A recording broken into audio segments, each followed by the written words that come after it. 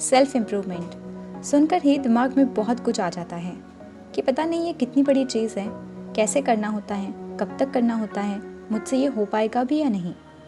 पर असल बात तो ये है कि ये कोई भी बड़ी चीज़ नहीं है, छोटी सी चीज़ है, बट इसके रिजल्ट्स बहुत ज़्यादा बड़े हैं। सेल्फ इम्प्रूवमेंट कोई भी कभी भी किसी भी जगह किसी भी उम्र में शुरू कर सकता है। आज इस वीडियो में हम सेल्फ इम्प्रूवमेंट के बारे में ही बात करने वाले हैं और जानने वाले हैं कि वो कौन से 3 ऐसे तरीके हैं जिससे हम सेल्फ इम्प्रूवमेंट बहुत ही इजीली कर पाएंगे। Hi everyone and welcome to the channel golden rules. उससे पहले हम एक एग्जाम्पल से कुछ समझते हैं।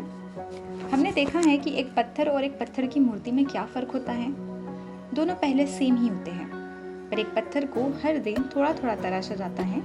लगातार तराशने के बाद जब वो मूर्ति बन जाता है तो उसको सबसे अच्छी जगह पर, सबसे बड़ी और पवित्र जगह पर, यानी कि मंदिर में सजाया जाता है।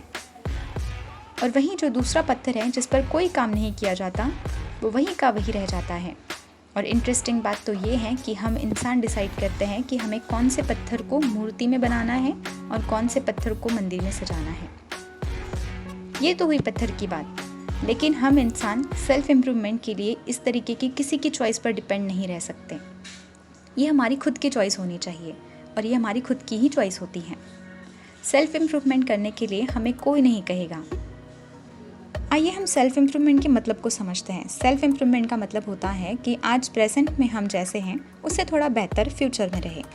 और हमें किस चीज़ में इम्प्रूव होना चाहिए वो भी हम सबकी अलग अलग चॉइस होती हैं। किसी को स्टडी में इम्प्रूव करना है, किसी को स्ट्रेस को मैनेज करना है, किसी को ओवरऑल पर्सनालिटी ही चेंज करनी है, किसी को अपने रिलेशनशिप मैनेज करने हैं। सबकी अपनी अलग अलग चॉइस है। चॉइसेस भले ही सबकी अलग अलग हो, पर 3 जो ऐसे इंपॉर्टेंट चीज़ है जो सबकी लाइफ में होने ही चाहिए। सबसे पहली चीज़ आती है प्लानिंग। Plan your life. बहुत सारे लोगों की लाइफ में कोई प्लानिंग ही नहीं होती। 2 तरीके के लोग होते हैं असल में, जिनके पास कोई प्लानिंग होती है, जो अपने प्लानिंग के हिसाब से चलते हैं, तो उन्हें पता होता है कि इतने टाइम के बाद उन्हें वहाँ पहुँचना है।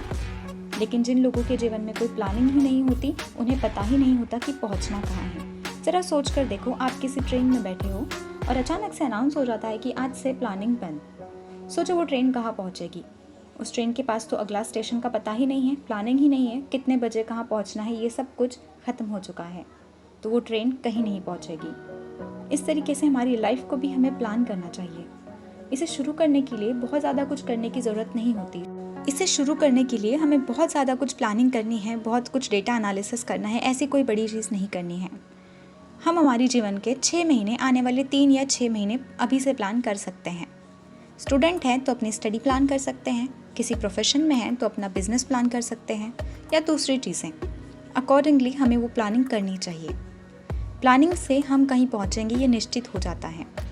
और यदि नहीं भी पहुँचते हैं तो एटलीस्ट हमारी दिशा तो बरकरार रहती है, हमारे पास कोई डायरेक्शन तो रहता ही है लाइफ में।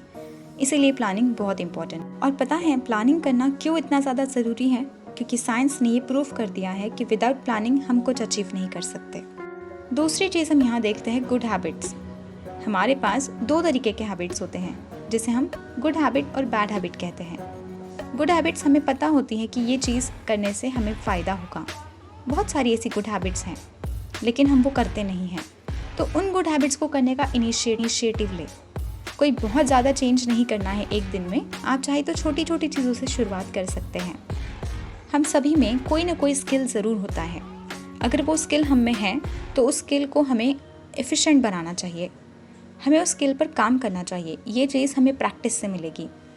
जितनी भी इस दुनिया में सक्सेसफुल पर्सन हैं, उनके पास कोई ना कोई स्किल ज़रूर है। हम चाहे तो किसी स्पोर्ट पर्सन का एग्जाम्पल ले सकते हैं, किसी एक्टर का एग्जाम्पल ले सकते हैं। वो लोग उन चीज़ों में माहिर थे और उन्होंने वो प्रैक्टिस से हासिल किया है।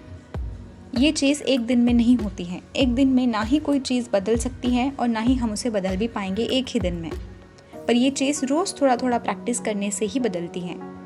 लेकिन अगर हम हमारे उस गुण को, हमारी उस स्किल को अगर हम इग्नोर करते चले जाएंगे तो वो चीज़ जैसी है, अगर वो मॉडरेट है तो हमेशा मॉडरेट ही रहेगी। इसीलिए अगर कोई भी स्किल हमारे अंदर है तो हमें उस पर काम ज़रूर करना चाहिए, क्योंकि वो चीज़ प्रैक्टिस से ही और भी ज़्यादा ब्यूटीफुल बनती जाएगी। इस सब चीज़ों से 2 फ़ायदे आपके होने वाले हैं। एक चीज़ तो वो चीज़ आपने हासिल कर ली है, वो अचीव आपने किया है, वो आप इतना बेटर कर सकते हैं, इस चीज़ का आपको कॉन्फिडेंस आएगा। दूसरी चीज़, हमारी कंसंट्रेशन पावर उससे बढ़ जाती है, क्योंकि जब भी हम कोई काम बहुत मन लगा कर करते हैं तो उसमें हम लोग हमारा कंसंट्रेशन पावर यूज़ करते हैं। तीसरी और सबसे इम्पॉर्टेंट चीज़ होती है हमारी सोच। सेल्फ इम्प्रूवमेंट में हमारी सोच का बहुत इम्पोर्टेंस है, क्योंकि जैसा हम सोचते हैं वैसा ही हम बन जाते हैं। यहाँ हमारी सोच बहुत मैटर करती है। इसीलिए हमेशा कहा जाता है कि प्योर थॉट्स रहने चाहिए। Not too much worry about past, not too much thinking about future, to be in present and focus more on positivity. Self improvement में हमें हमारे बारे में ज़्यादा सोचना चाहिए। अगर आपको किसी चीज़ में बहुत अच्छा बनना है तो आपको उस चीज़ में सोचना चाहिए, ना कि उसे उस वक्त इग्नोर कर देना चाहिए। इसीलिए सेल्फ इम्प्रूवमेंट में ये कहा जाता है कि जब भी आप कुछ चीज़ अपने बारे में सोचते हो तो वो आपके लिए एक तरीके से इन्वेस्टमेंट होती है। सेल्फ इम्प्रूवमेंट का जो गोल्डन रूल मैं आपको बताने जा रही हूँ वो ये है कि इसे इम्प्रूव करने में आपकी जो इंसान मदद कर सकता है वो आप खुद हो। ये आपको भले ही बाहर से पता चल जाए, हमें किताबें पढ़कर पता चल जाए, बहुत सारा डेटा अवेलेबल है, हम कहीं से भी ये जान सकते हैं कि सेल्फ इम्प्रूवमेंट कैसे किया जाता है, पर जब तक हम खुद से हमारा इनिशिएटिव नहीं लेंगे तब तक कुछ भी चीज़ पॉसिबल नहीं है। और एक दिन या 2 दिन करने से ये नहीं होता, ये कंटिन्यू करना पड़ता है। Thank you so much for watching this video. मैं आशा करती हूँ कि इस वीडियो से थोड़ी तो भी सीख हमें मिली होगी। Thank you very much.